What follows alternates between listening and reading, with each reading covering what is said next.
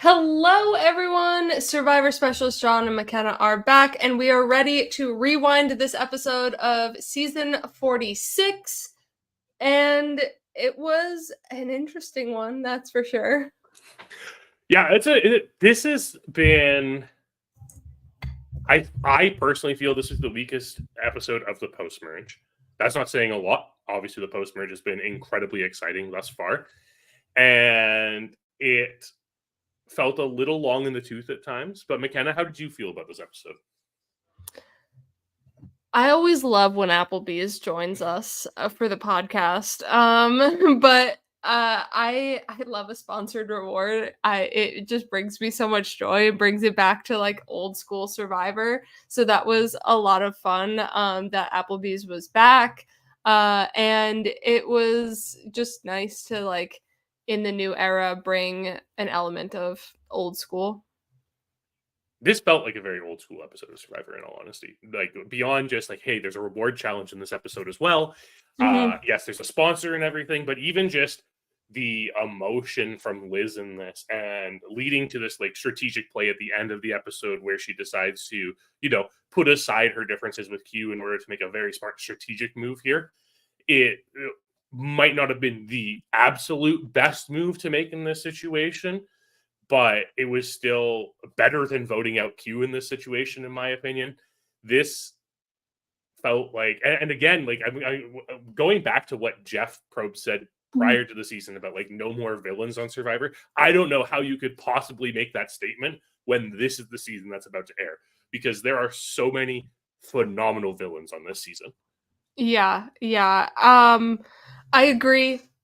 I am sad for Tiffany here because she was one of my pregame picks in a draft.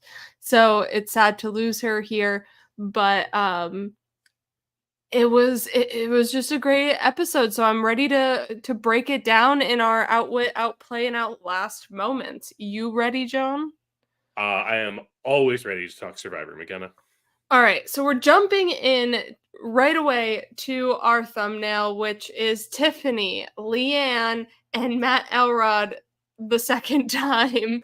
So, John, I'm actually going to have you go first with your moment this week for Outwit. Which So is our Outwit moment is some of our favorite blind sides because we've gotten a few blind sides here in 46 and we just wanted to talk some more about them and just like generically some of our favorites. yeah, I mean, this has been more than a few blindsides in 46 at this point. In fact, this was our fourth consecutive blindside. Going back to the soda boot, arguably you could say Tim was a blindside. Didn't seem like as much of a blindside. However, I think he did honestly think it was Hunter, so we could go back 5 votes there. But this is beyond wild that we have gotten this far into Survivor 46, have talked so many blindsides, and now we're finally talking about probably one of the most hilarious moments in Survivor history, and that is in Redemption Island, which I know is like a pretty reviled season. People don't really like it all that much. However, when Matt Elrod comes back from Redemption at the merge, just for Rob to be like, you know what? I think you're a little too close to Andrea. Let's just get him out of here again. It's one of the most brutal blindsides of all time, which is why it's so funny. What he has like 4 days total in like the game of Survivor in the actual game of Survivor, something like that. It's it's insane. I don't know why he was well, I know why, because it was looking like a showmance and Rob is like, I know exactly how powerful a showmance can be, but I'm surprised since he knows how powerful it can be, he didn't want to utilize it and like militarize it almost as 2 votes. But in that merge vote, they were wishy-washy on what side that Mm-hmm. they wanted to be on. And so to kind of calm Zapatera, calm Ometepe, they were like, let's just do Matt a second time. And that's the big thing here is the big part of this blindside is because Rob understands and the way Rob's approaching this game is this like mafioso boss, like mob boss here, right? He is he's just controlling everything, and there's this element of uncontrollability in Andrea and Matt together. They're both strong players. I mean, obviously Andrea's gone on to play 3 times. Matt, no, I may as well have played 2 times considering he came back in this game and did it again. But because of that, there's resilience, right? And Matt has been proving himself in essentially individual immunity challenges up to this point. So he's a threat for immunity. He rightfully so could have this bit of a vendetta to Rob about everything. But the funny thing about it is he doesn't have the vendetta for Rob. And he is Yeah. totally willing to ride with Rob still. And Rob's just like, nah, you know what? You're still out of here. Yeah, it was funny, but also so sad because, like, as we get deeper into Redemption Island, Matt is just getting so worn down from being on Redemption Island and seeing everyone on Redemption Island and just, constantly cycling through people, where he has days where he's alone, and it's rough, especially when he, like, has made no connections really besides Andrea. Mm-hmm. Yeah, and I mean, we haven't had Redemption Island in almost 20 seasons now. It's kind of hard to remember how mentally taxing it is on people, right? Like, you are constantly going head to head on the brink of elimination every couple of days. On top of that, you're going days at a time when you're the only person there. Mhm. You don't have the supplies that they do at camp. It's not like you have the opportunity to like go fishing all the time. Obviously, we do see that in South Pacific where Ozzy does get that luxury, but it's taxing. You're by yourself. You are kind of at the whim of nature, and you have no one there to share it with. And I think that's the hardest part, especially for someone as deeply religious as Matt, right? Who Mhm. is constantly talking to God while he's on Redemption Island and Yep. like struggling with his faith because of the immense pressure that's being put on him in this situation. And then he gets back. He has that chance. He did it. He overcame Redemption Island. He's back in the game. And the survivor gods are like, no, no, no, no, no. Get No, right no, back no, there. no. Go back to where you belong. But hey, everything turns out well for him. He gets rid of Matt Elrod, is now Wyatt Nash, and is an actor. Yeah. So So, hey. always works out in the end. All right, so now we're going to go to my blind side, and it is from Vanuatu with the Leanne boot. And Vanuatu is a loved season over here at the Specialist, so that's why I could not talk about this episode. And it conveniently is also the one we were watching over on the Patreon. There's a lot of commonalities Mm-hmm. between this episode 11, Surprise and Surprise Again, and 46. So if you want to listen to us break down that episode and kind of relate it back to 46, become a patron. It is at the $10 tier. And yeah, that should have already dropped. So stay tuned and then go listen to that. But let's talk Leanne. Mm-hmm. This is at a pivotal moment in Vanuatu for Chris, where Mm-hmm. he is now officially the last man with a bunch of women, and he's the clear, obvious boot, but also Eliza is a clear, obvious boot for the women as well. So I think Eliza really falls in this Q position Mm-hmm. where she is the supposed plan, but then she links up with the right people. Q links up with the right people, and the plan turns into Leanne. Yeah, it is really interesting when we compare it to 46 because Eliza is like both simultaneously in the Q position where ostracized, kind of off on her own, not really part of the group anymore, but like was connected to it for a long time, but is also the Liz position where vehemently hates someone, shouldn't work with them, but decides to anyways, and does it for the betterment of her own game. And in that comparison, right? Like Scout and Twyla are not Eliza's favorite people on this island whatsoever. Mm-mm. Yeah, it is interesting because she does bring that Liz aspect of putting away her hatred for people Mhm. to work with them and move forward, and they do really well, and this is, like, this pivotal moment for them with getting out Leanne because the 4 of Twyla, Scout, Chris, and Eliza become the final 4 of the season. Mhm.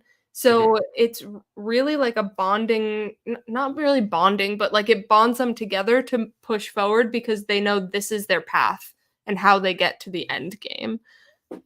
Yeah, and Twyla and Scout are kind of in this like Maria Charlie position here, Mhm, where they have continued building bonds with the ostracized person. Because let's be real, Chris is kind of in a Q position too, at being the last man mhm. standing. Right, the women have Yep. decimated the men since the merge, and because of that, Chris is all alone. He's on an island, literally. I mean, we know as an audience that he's less on an island because we know like Julie's feeding him information a ton. And the prior to this, Scout and Twyla were trying to work on him to get a flip onto Eliza instead of voting out Chad. But because of that continued working at the relationship with Chris, they are Mhm. able to, and I mean, it takes Chris a while to figure out who Twyla's talking about when she's like, you have someone you need to talk to here to make sure you get safe or you're safe, and we can pull off this move. But it's that continual relationship, and that's exactly what we're seeing from Maria in 46. Like that is what it really comes down to is Mhm. building relationships, continuing relationships. That's what leads the possibility of a blindside like this to happen.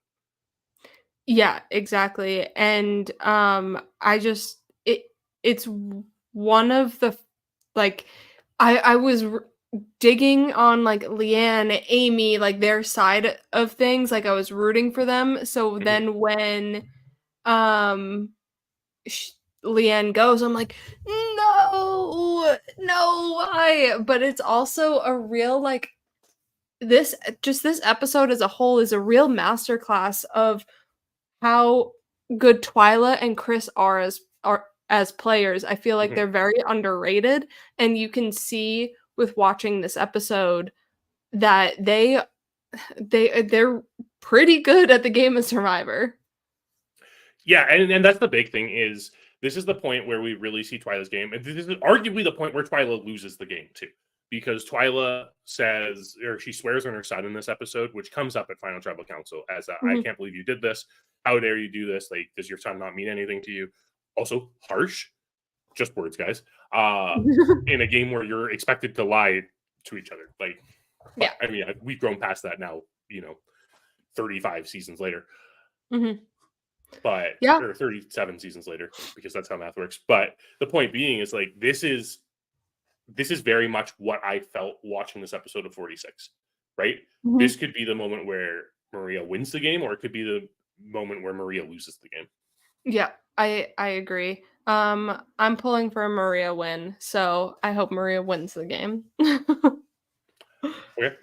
I'm just here for the Uh ride at this point. This season's been phenomenal. Yeah, I mean, me too. I wouldn't be, like, unhappy with anybody Yeah. that's there, really. I mean, I Part of me feel is like really rooting for the chaos final three of Q, Venus, and Liz. I just know oh it won't my happen. god, that would be insane. Um, alrighty, John, you ready to go to our outplay moment I sure I of the am. week? After Alrighty. we tell everyone to make sure they like the video and subscribe to the channel. Oh, yes, do the things. Do all the things. Alright, so our outplay moment is sponsored challenges.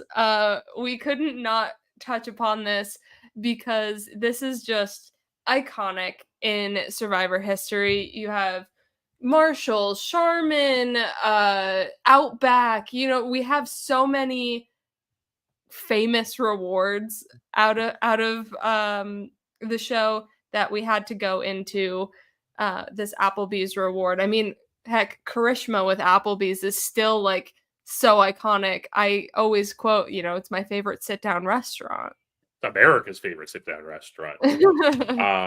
But I think Liz has kind of surpassed that charisma moment now at this point, don't you think? Like, this is the definitive Applebee's promotion on Survivor now. It goes on for like 45 minutes.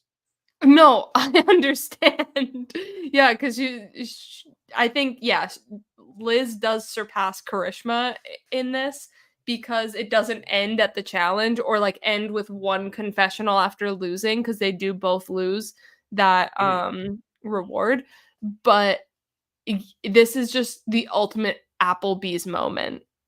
Yeah. Yeah, And it's I have one 15 minutes from me. I don't. Come I back to I Canada, almost very was like, limited on the Applebee's. "Should we go to Applebee's?" It literally almost made me wanna go to Applebee's. They did a fantastic job at selling this product, which is ultimately what a product placement and a sponsorship should do, right? It should make Mhm, people want to go. Liz talking about Applebee's so emphatically this entire episode, while a little draining towards the end of that segment, mhm. holy cow, like she's just describing this burger and it's making my mouth water the entire time. Like, oh man, I Yeah. could really just sink my teeth into this bourbon burger right now. So I'm gonna go with my sponsor, and it is Charmin. I'm going back to Panama, one of my favorite seasons, with the outhouse that they get for Charmin that they don't want to use as an outhouse. They want to use it to store wood. They get toilet paper, toiletries, a sink on the side, and it's just this Casa de Charmin.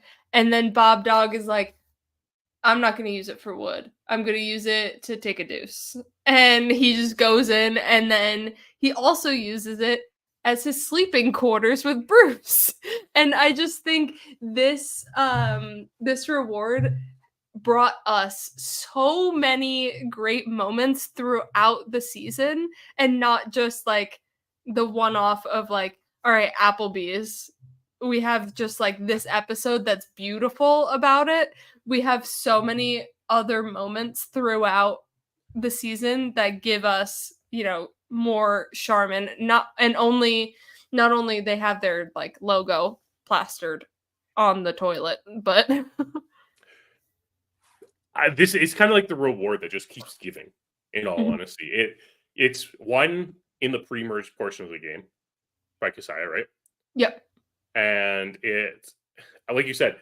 First off, if you're out in the wilderness, the difference between squatting and taking a dump in the dirt or pooping in the ocean and going in an outhouse, significant. Like, significant Yeah, upgrade in quality of life right there. But the logical decision of like storing wood in there to keep it dry, very very smart. smart. It makes a lot of sense because you have been given this like impenetrable fortress from nature, which Mhm. could be very helpful. It also turns out it's a great place to drink an entire bottle of wine.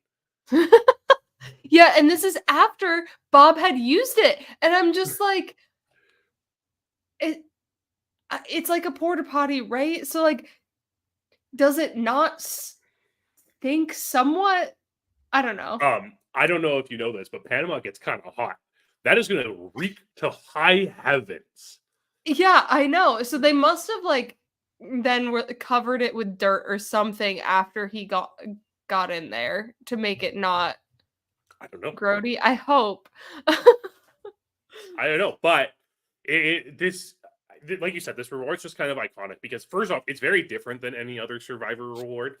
Yeah, we've seen other sponsored rewards like Sears and Home Depot and everything give like But shelters they and get everything the like that. toolkit for Yeah, that. They exactly. don't They get, have like, to a do it built themselves. structure. And that's the big thing is like here's a built structure. It's something that you don't normally. It's like when Boston Rob on IOI says you've never seen a pencil on Survivor before, when we totally have, right? But like you've never seen a pre-constructed structure on Survivor before.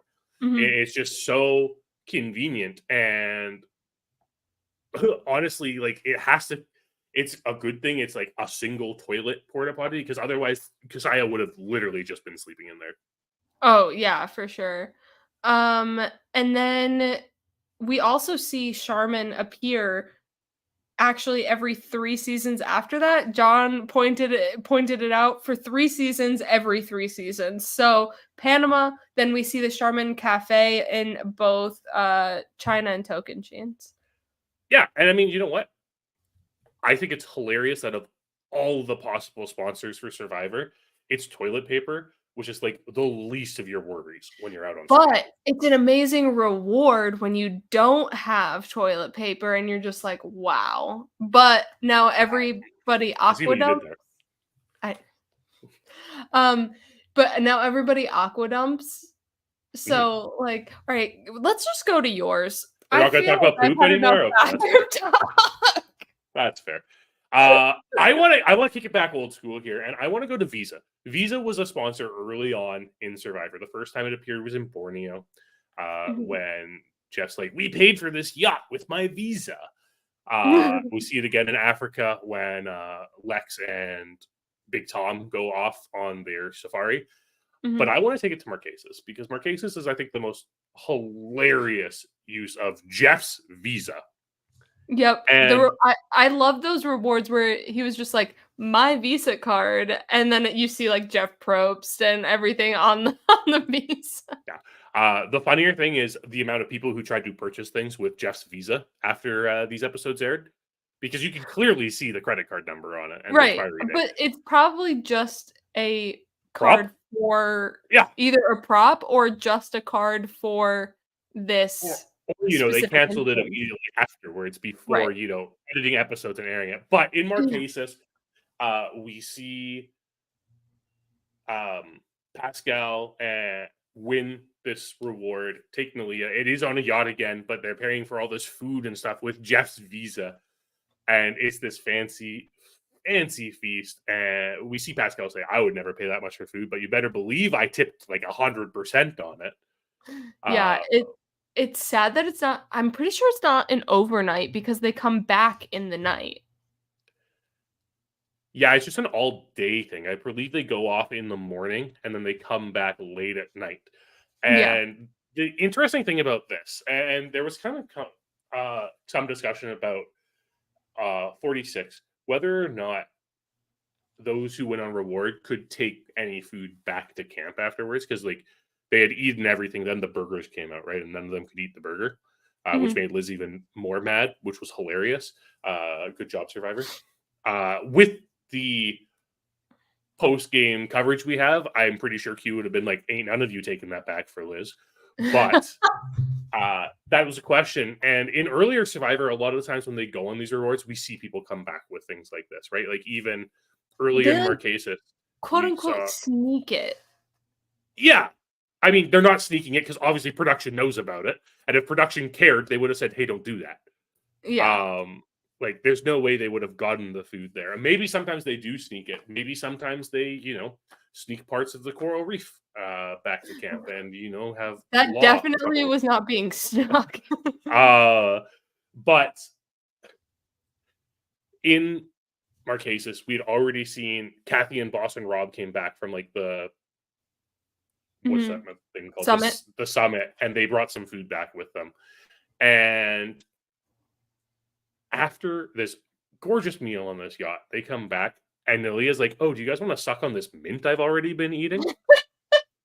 It's one of the most iconic moments that lives rent free in my brain.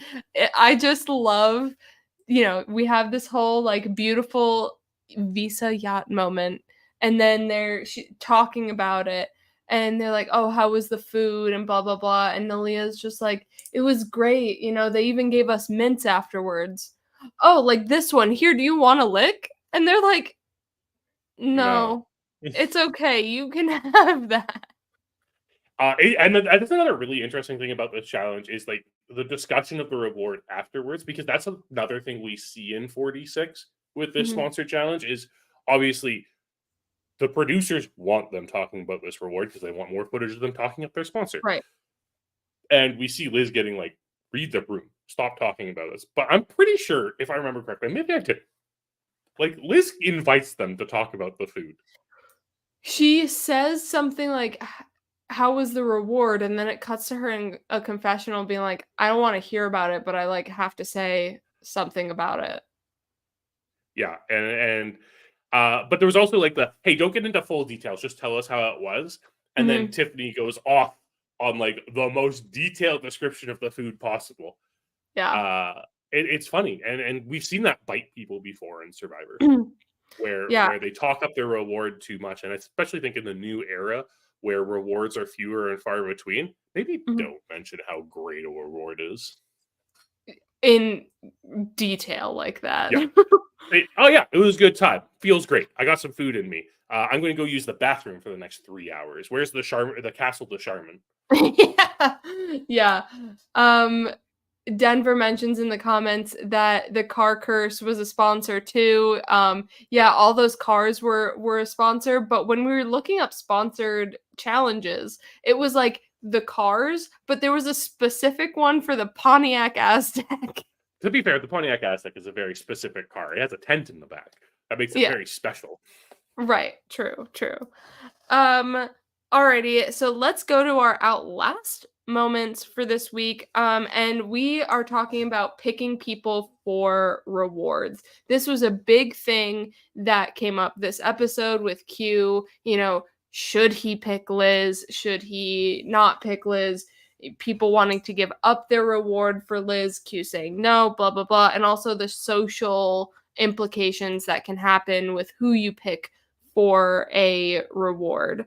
So McKenna, before what we go into our moments here, I just have a question for you. What is the correct decision for Q to do here? me as Q, I think I pick Maria for sure because Mhm. she holds my life in the game. Yep. And then I pick I would pick Liz because then you don't have the bad mouthing back at camp because he did the quote unquote right thing by taking Liz, and I don't think he would have gotten a lot of heat back at camp because once we cut back to camp, obviously people were mad and frustrated. Ben jumped in on it. Like I don't think we see that because he picked the quote unquote right people. I don't think it, and then if he added Tiffany to that group, Mhm. so just sub out Liz for Kenzie, I don't think Kenzie's being like, wow, Q did such a bad thing by not picking me. What about the Yanu 3? Charlie's Mhm. not butthurt because does he really have a relationship with Q? No. Does Ben have a relationship with Q? No. Does Venus, like, these people don't really have a relationship with Q, so I feel like he's not gonna be getting like really bad mouthed or like that it's a bad decision at camp. But given Q's position in the game, does that matter at this point? He's already on the outs. Like he's sunk his game 2 episodes ago where he asked to be voted out of the game. Okay, but also you might have Liz more willing to work with you because you brought her on this reward and it's less of a all right, let's not make the emotional decision, let's play with Q, and it's less of a stretch to get her to vote with you. Sure, but like at this point, I think it's pretty clear to Q that Liz doesn't want to work with him, right? Like they haven't been able to see eye to eye previously. She did just vote for him at the last tribal council. I But get that that's she the was thing like with left out of that Survivor. Relationships change and, for sure. one day you're not working with someone, the next day you are, and I feel like I would have just brought Liz, even if you don't want her there, just bring her. I think it would have curried a lot of favor with her to make her not want to vote you out instead of having her have this blind rage and be like Q is dead to me. Granted, like Maria was the real champion to Yeah. get Liz to not vote for Q. Like Liz was dead set voting Q. No, absolutely. And I do agree with that for sure. I just think the issue is like, why is Liz the right choice to make here? Because she hasn't been eating, because she isn't able to eat. And like, I don't think that's a Q problem at that point. I think that's a, hey, production, why aren't you providing enough sustenance for this person who you clearly cast on this season, knowing that they had a ton of allergies that made it almost impossible for them to eat? Yeah, I mean, I don't think it's for those reasons, but like for me, like with the emotional connection, plus she hasn't been eating like, I feel like I would want to throw Liz a bone because it's the quote unquote right thing to do and would look better in the eyes of people at camp. I feel like it's just socially for my game would be better to take her because I I Tiffany and Kenzie both vote for Q. It doesn't Mhm. matter. Like he steps away and they're like, "So we're thanks for the meal. We're voting you out." Like For sure. Like Tiffany I and get Kenzie that in aren't socially getting him I anywhere. I get that with like the confirmation bias of it all in this situation where clearly like Tiffany and Kenzie are still voting for Q, so why does it matter that he takes them? I understand why he does take them. I think he's still trying to just make amends, right? Mhm. For what he's done at this point. That being said, I was so happy when Q won this challenge because I know everyone else there was taking Liz. And for Q to win and not take Liz, that's the drama I live for in my reality TV. That's what I want to see. Just throw Liz a bone. No, no, I like this. I also kind of agree with what Phil said in the recap. If you have someone who is not eating and who is like mentally exhausted, keep them not eating and mentally exhausted. That's better for you, better positioning for you in the game. Yeah. Depending on if you need their vote and need them to comprehend a plan, then you might need For to sure. have them a little bit more mentally aware. For sure. But up to this point, Liz does seem like an emotional player. So I think Mhm. it's hard to appeal to that reason with her, or at least that's how I would view her on the island, is from what I've seen so far, just how vehemently she has driven the vote for Q, wanted Tevin out after the blindside, and then subsequently blamed Q for overshadowing the Tevin blindside, which was a very strange thing for her just to like scream about at the challenge. Yeah. But I don't know.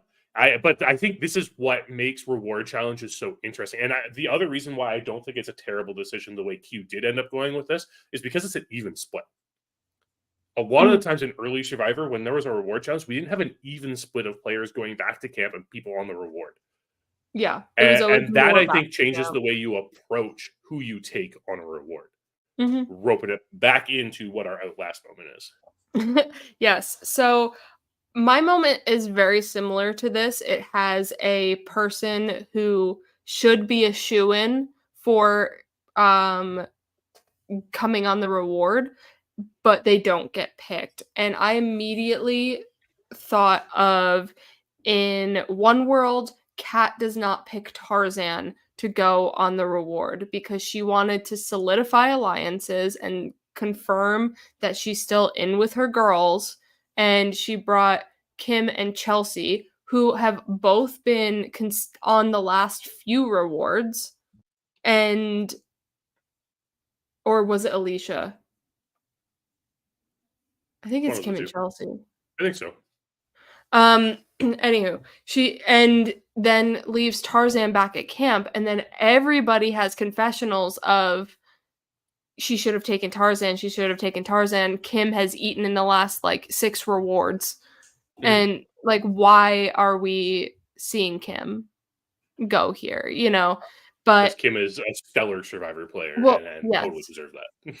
But Kat is like, "All right, I need this for my strategy. I need this to solidify my alliance with these 2 people to make sure I'm going to 3." Yeah, I mean, obviously, like this is one of those tricky things where it's interesting because Kat's the one who wins there. She's kind of on the bottom of this group of women, but she believes she's like well ingrained, like entrenched in it. Mhm. And she kind of hates Tarzan. Yeah. So it makes sense here. Obviously, like Tarzan and his wife being out there, it makes it really emotional. Mhm. And like it, I think this is the interesting thing about Survivor when it comes to rewards is because there's a human element to it and there's a game element to it. Yep. Where the human in you wants to give these rewards to people because like that's the nice thing to do. Like, yeah, of course, McKenna, I'll take you on our loved one's visit because you know you I appreciate you as a friend and I want you to have Mhm. that moment. Then there's the competitor in me who's like, suck it, McKenna. This is my reward. Get out of here. Listen, I have if I were ever to be on Survivor, I've told the people who I would expect to be there as my loved one. Granted, there are no loved ones anymore, but I have told them I am not winning the loved ones challenge. I don't care. Thanks for coming. I hope I get picked so I could spend time with you, but like I'm not winning this because I don't want the drama. Like I'll see you in a few weeks when I get home. Totally fair. But we don't have that dilemma on Survivor anymore because we don't have reward challenges all that often. Except when they did the you also get letters from home. Yes. Yeah. But Well, anywho, that's not what we're talking about. We're talking about picking for rewards. And Kat picking Tarzan does nothing for her, where I think Q picking Liz still does something for him. Where I think we just have a difference of opinion. I think so too. But in my head, I think Q picking Liz does something more for him than Kat picking Tarzan, because what's Tarzan really doing until like a little bit later on? Well, I mean, even then, I mean, the loved ones happen late enough. Like Tarzan's the last guy remaining at this point in the game, right? Yes. Final 6. Yes. So I mean, maybe it's 7. I forget. It's in that late stage of the game though, is the point, Yeah. right? And Tarzan's the last guy remaining. It's not really doing anything there, and I think Kat. I think we have to remember Kat's really young when she's plays 22. And I think we see that a lot with her emotional reaction to a lot of situations. And just the fact that I think she felt really like she needed to show her loyalty to Kim, who's just been like kind of using her as a pawn the entire game. But I mean, again, I think this decision more comes down to like this combination of Kat really not liking Tarzan. Yeah. And also Kim's phenomenal gameplay, making it so that Kat would choose her no matter what. For sure. John, what is your Outlast moment? Mine's really interesting because I think this one really does go into this camp of both like the person who you're kind of expected to take as well as a strategic blunder. And that is Denise when she wins her second reward in a row and doesn't take PG. This is an interesting situation where it's the final 5. So all that's left are Denise, Todd, Courtney, Amanda, and PG. So, and she's taking 3. So 3 people are going to reward, 2 people are staying at camp. And that really is, again, why I really prefer these rewards where it's an uneven split of people going on the reward and people staying at camp. Either way being the majority, I don't care, because it makes it so that plans can form. And in this instance, obviously, Denise is working very closely with Todd and with Courtney and Amanda, and PG's the very clear vote at Final 5. So you might think there isn't any strategy to it, but we even see this. But the crux of the matter is, PG had already taken Denise on a reward when they went to the Shaolin Temple. And that was like something for Denise that like she could never repay PG for, but she could have in another reward. Twice. She won the loved ones visit the episode before, and then she won this reward this episode. And didn't take PG on either of them. And it's fine. Again, Survivor's a game. You don't have to take someone just because you feel like you owe them. It's kind of like gift giving, you know? Yeah, I know there's like this like fear when someone gives you a gift. You're like, oh my God, I have to reciprocate this somehow. Sometimes you don't have to. And Survivor's kind of like that. But the problem with this is Todd even points out, this is the worst possible combination of people that Denise could have taken on the reward from a strategic standpoint. The most likely person to turn on any of them is Amanda. And that is who she has left at camp with PG. See, I figured Courtney would have turned. Remember, Amanda's already thinking really strategically and considering voting out Todd. Right? True. The correct thing is you take PG so that the people at home are just your allies. Yeah. And like, I just don't see a world like if Denise, PG, and Amanda are the final 3, though. No, but Denise doesn't win. Like there's no way Denise. Sometimes you get to final 5 and there's just no way you're winning the game. But also, I feel like it could have been a nice like send you to the jury too. Like it could have been a curry favor with a jury member as well, even if Denise got to that point. Absolutely. But it also, I mean, there's also this other aspect to rewards on Survivor, especially like in the new era with 46, right? Mhm. Do you want to give your opponents food? Right. Right? Like, I think we kind of take it for granted as people who, generally have access to, hopefully, have access to food on a regular basis, right? Mhm. That in a situation where you are deprived of calories and doing strenuous work a lot in high temperature places, Yeah. you're burning a lot of energy. So because of that, it makes it really there is that bit of strategic thought of like, do I actually want to give fuel to one of my competitors? Especially if you look at this Applebee's, and like the Mhm. order of the Applebee's was very interesting to me because the heavy carby stuff, we had the appetizers at the beginning, which had a lot of carbs, and then we had the burger at the The end that had a lot triple of carbs. dipper, Yeah, but that middle item was the the like chicken shrimp. seafood. It was the Yeah. chicken shrimp thing, right?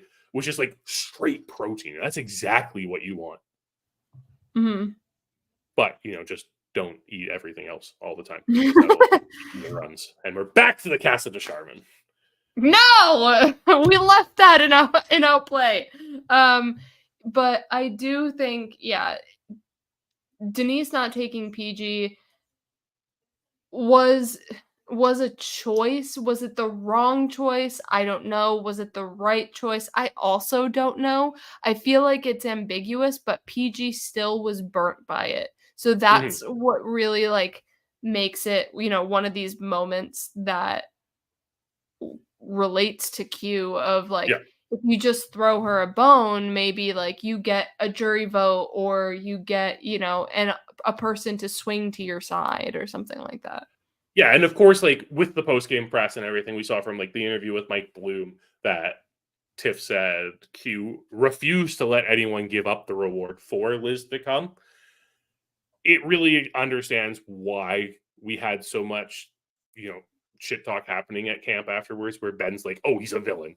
He's a Mhm. terrible villain for what he did," because it didn't seem like it equated to that. Now we get it. Now that we have the full picture, but PG's kind of the same way, right? PG's kind of talking the Mhm. same way to Amanda. It's like, Denise, like I took you on this once in a lifetime opportunity, and you won't even give me some food. Yeah, exactly. Well, John, do you know what is going on in the Specialist Universe this week? I do. This week's a little weird. I'm not gonna lie. At some point, there will be a predictions and power ranks. It'll either be on Sunday or Monday. So make sure you're subscribed to the channel and have notifications turned on so you know when that happens. Um, there may or may not be a guest. It's kind of up in the air right now. It wouldn't be a nice surprise when it does happen. The usual cinema specialist that would be on Monday is pushed back to Tuesday because Phil is going to the Survivor event in Miami on Monday. Anyone in Florida who's like close to Miami should definitely try and get to that event. It looks like it'll be a really good time. It's advanced screening of the episode too, so you're going to know some stuff before the rest of us. Deal or No Deal Island is like coming to a close pretty soon, so that'll Mhm. be recapped on Tuesday. There will still be an after the episode recap on Wednesday next week with Phil and Will. Phil and Blake will have Digging Deeper next week as well. They had a really interesting conversation about playing with people that you hate. So if you haven't checked that out from yesterday, make sure you go do that. McKenna and Phil will once again be back to talk about The Amazing Race as we get into a pretty The end contentious game of part The of it. Amazing Race too, Yeah. as well. So, like, this season is interesting. Yeah. I would I like it, but it's the COVID-y season still, Mhm. so it's good. Watch it and watch our podcast, but, it's not my favorite season of The Amazing Race, but it's still a really fun season. And then McKenna and I will be back here next Friday once again to rewind next week's episode. And quite frankly, with the way the 46 is shaping up, I'm sure we're in for another fantastic episode this week. And I can't wait to talk about it. Once again, make sure you like and subscribe. Become a patron. We have so much content on the Patreon. There is literally daily content coming out there about Survivor, about Amazing Race, about movies, so much stuff. It's probably the only place you will ever find anyone talking about Survivor Thailand right now. So consider becoming a patron. Listen, we have talked Survivor Thailand. We have. The link is down below in the description. It's also on the screen right now. So check that out. Thank you, everyone, for tuning in, and we will see you next time. Goodbye.